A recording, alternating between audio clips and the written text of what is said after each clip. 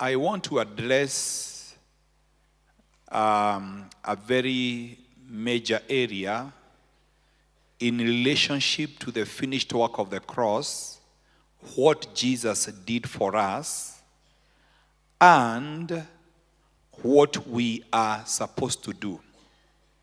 Because I see a missing link whereby people wonder, if Jesus did everything for me, then I'm supposed to just sit down, relax, and receive everything for free.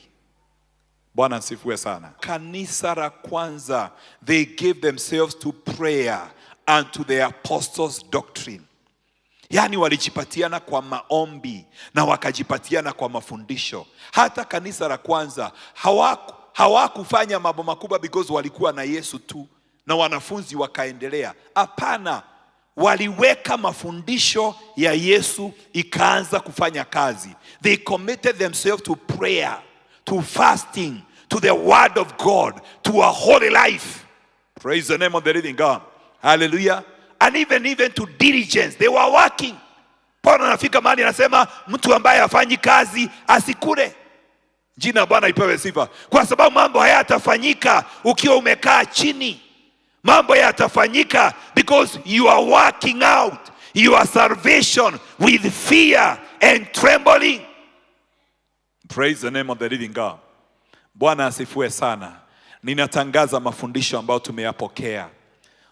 Nilikuwa naongea na mke wangu alikuwa ananiambia wakati mwingine huwa anasikia watu wameulishwa neno ni kama wamepata chakula excess ya kiroho. Lakini usikubali hiyo chakula ya kiroho ikuache vile ulivyokuwa.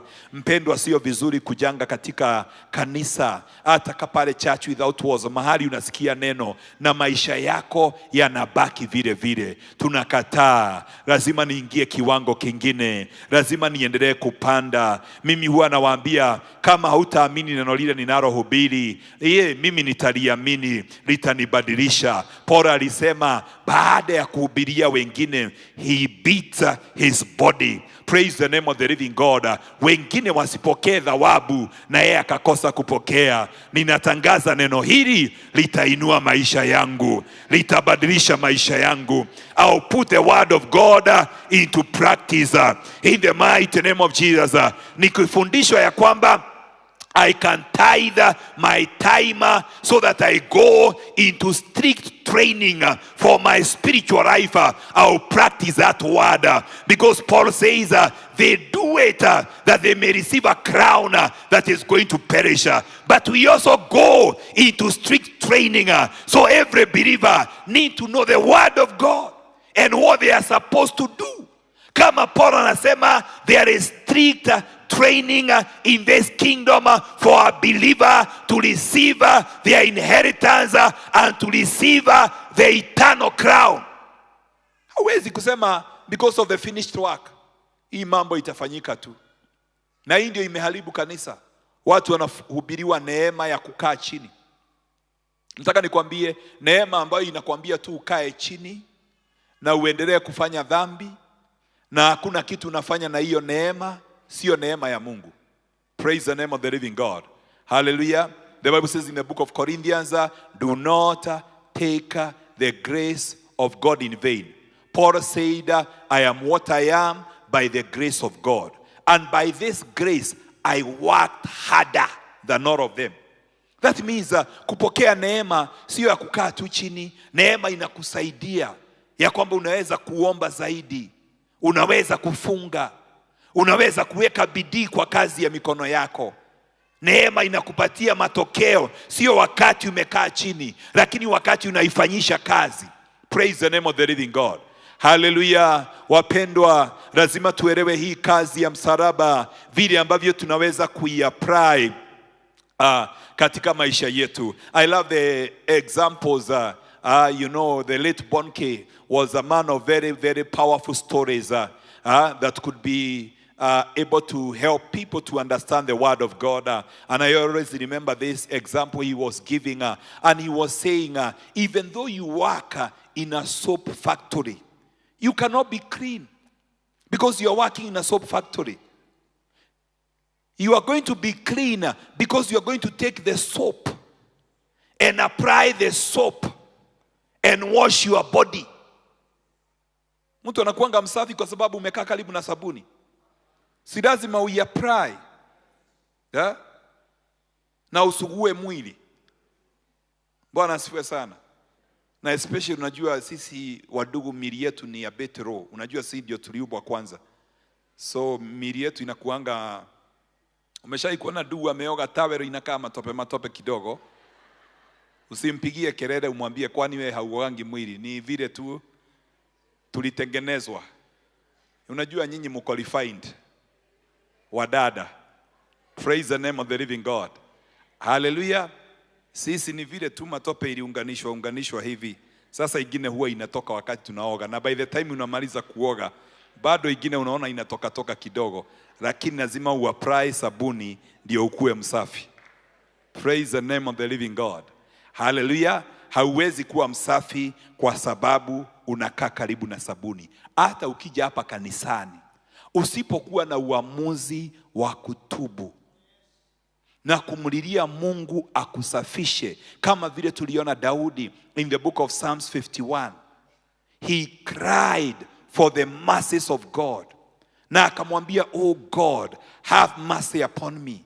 Nisafishe na hisopo. Usipochukua hiyo hatua, utakaa kanisani na bado uovu na kufuata.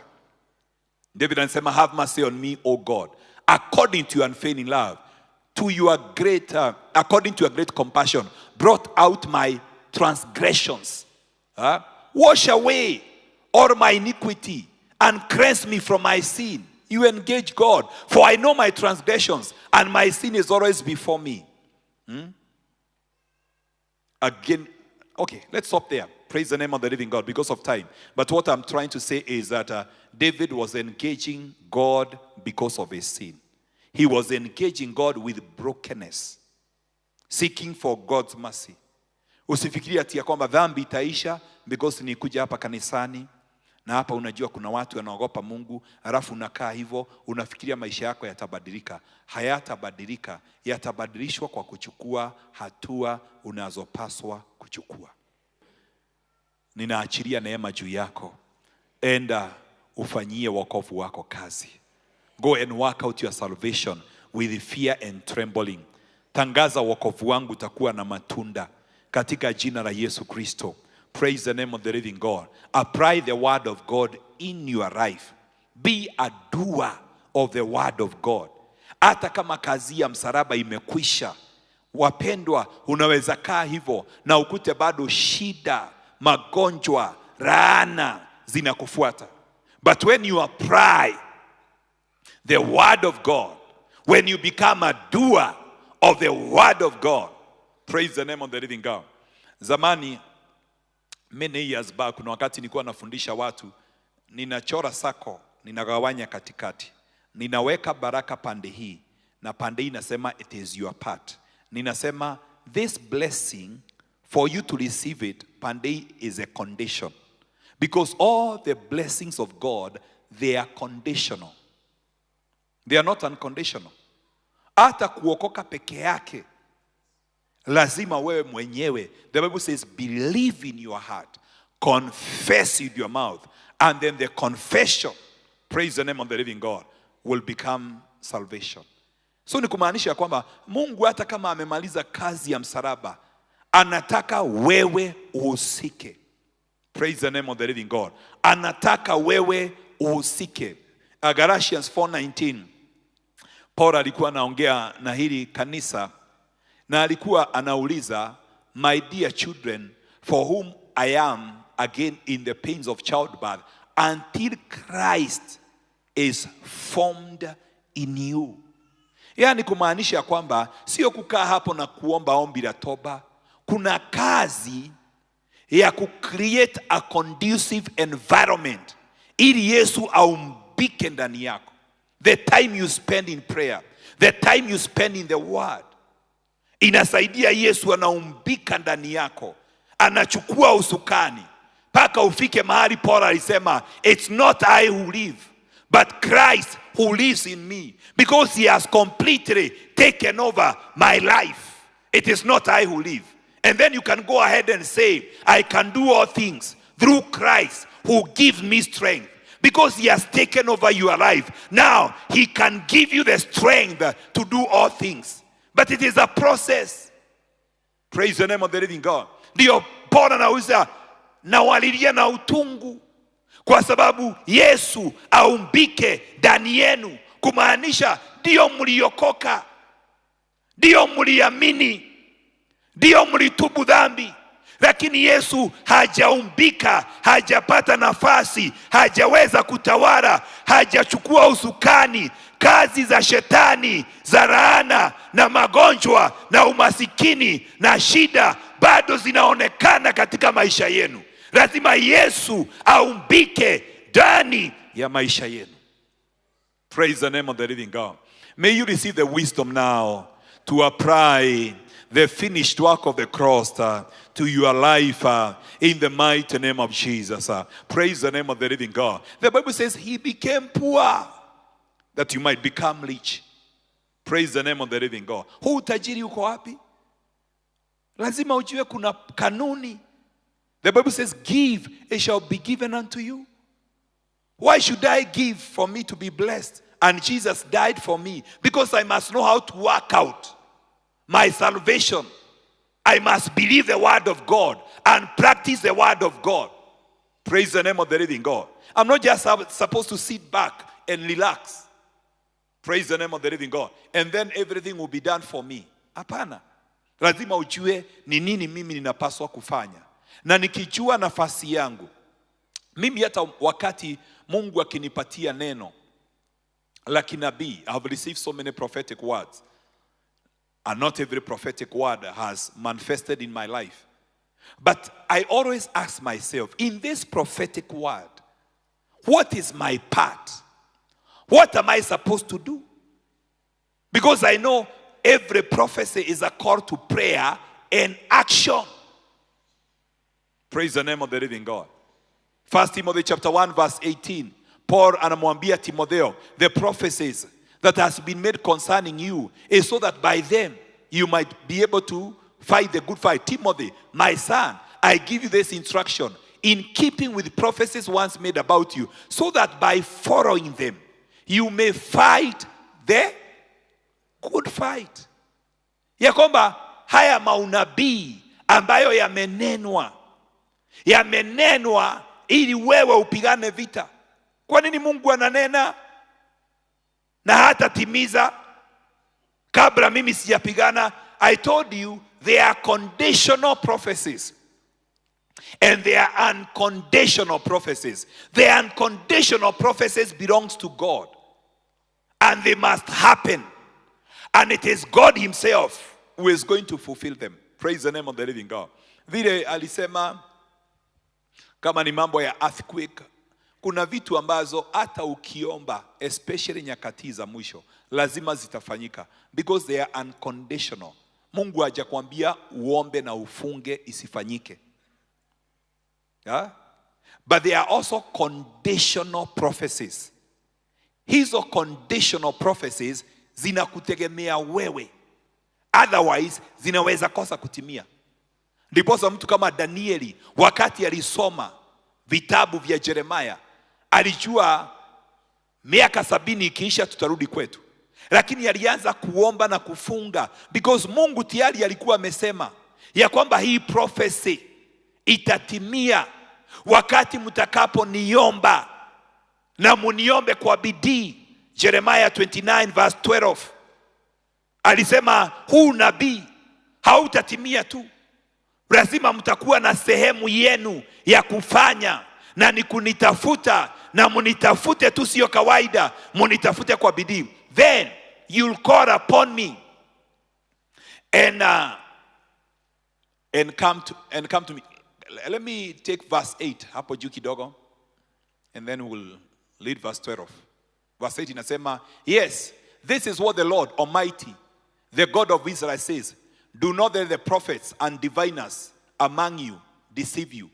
Do not listen to the dreams you encourage them to have. They are prophesying lies to you in my name. I have not sent them, declares the Lord. This is what the Lord says. When 70 years are completed for Babylon, I will come to you and fulfill my gracious promise to bring you back to this place. Let's look at that verse. God is saying, when 70 years are done, what? They are completed for Babylon. I'll do what? I will come to you and do what? And fulfill my gracious promise to bring you back to this place. Ni Mungu anasema, ni mimi nitakuja kutimiza ahadi ambayo nimeahidi ya kuwarejesha mahali hapa. Sasa ruka verse 12. Verse 12 inasema ya kwamba, then you will call upon me and come and pray to me and I will listen to you. You seek me and find me when you seek me with all your heart. I will be found by you, declares the Lord. And I will bring you back from captivity. I will gather you from all the nations and places where I have banished you, declares the Lord. And will bring you back to the place from which I carried you into exile. Mungu anasema, nitakuja kutimiza hii ahadi, lakini nitaitimiza wakati mutanitafuta. Na sio tu kunitafuta, munitafute kwa mioyo yenu yote. Kwa hivyo kuna mambo Mungu ameahidi katika maisha yako. Ametuahidi revival.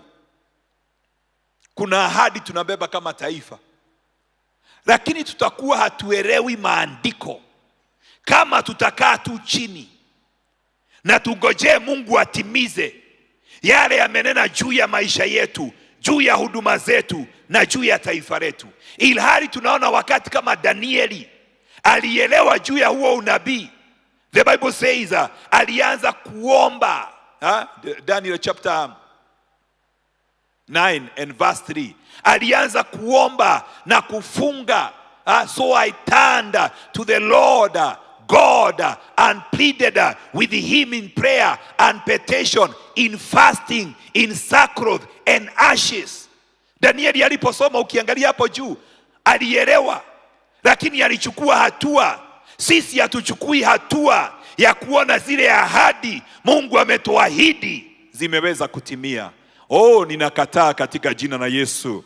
Lazima nichukue hatua katika jina la Yesu na nione kila ahadi Bwana ameniahidia. Nione kila ahadi Mungu amenena juu ya maono haya.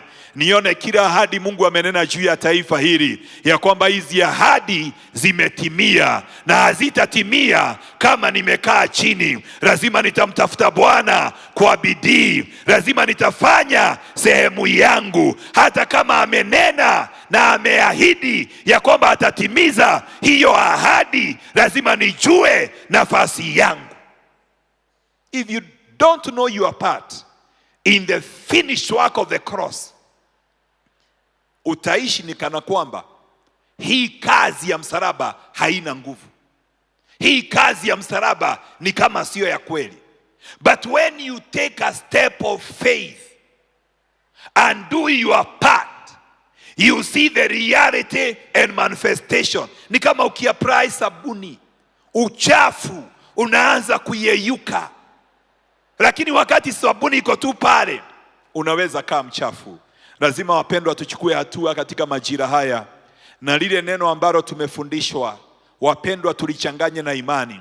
Biblia inasema juu ya wana wa Israeli, kwa sababu neno walilohubiriwa hawakulichanganya na imani, basi hawakuweza kuingia katika nchi ya ahadi. Je, utachanganya mafundisho haya na imani na uanze kuyatekeleza na uone Mungu akifanya kazi ndani ya maisha yako? Fungua kinywa chako na umwambie Bwana, nisaidie Bwana, mafundisho ambayo nimeyapokea niyachanganye na imani. Imani bila matendo imekufa. Lazima nikichanganya mafundisho na imani, nianze kuchukua hatua, nianze kufanya nafasi yangu. Nani atasema maisha yangu yatabadilika? Nani atasema prayer festival ingine ikija haitanipata hapa, itanipata kiwango kingine, itanipata nafasi nyingine?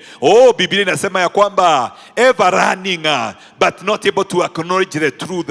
Kuna watu tu wanajifundisha, hata unaandika nota, lakini hauwezi kutambua ukweli, na ukweli ukuweke huru. Tangaza katika jina la Yesu. Reka maganda, I am going to press on, I am going to do my part. The finished work of the cross will become a reality in my life. Every blessing in the name of Jesus that Jesus got hold for me, every promise of God in the name of Jesus, Reka maganda bashanda, will become a reality. I will be a living epistle in the mighty name of Jesus. Nitakuwa barua, watu wakitaka kuona vile Mungu huwa anafanya, wanasoma maisha yangu. Si maisha yako yawe barua, watu wakikuangalia wanasema one uogaiye kaga. Hivi ndivyo Mungu huwa anafanya kwa watu wale ambao wanaomngojea, wanaomwamini, wanaotembelea neno lake na kulifanyisha kazi katika maisha yao. Muite Bwana sasa, mwambie Bwana, ninakubali katika jina la Yesu. Nipe neema nifanye nafasi yangu, nipe neema nifanyie wokovu wangu kazi. Wokovu wangu utang'aa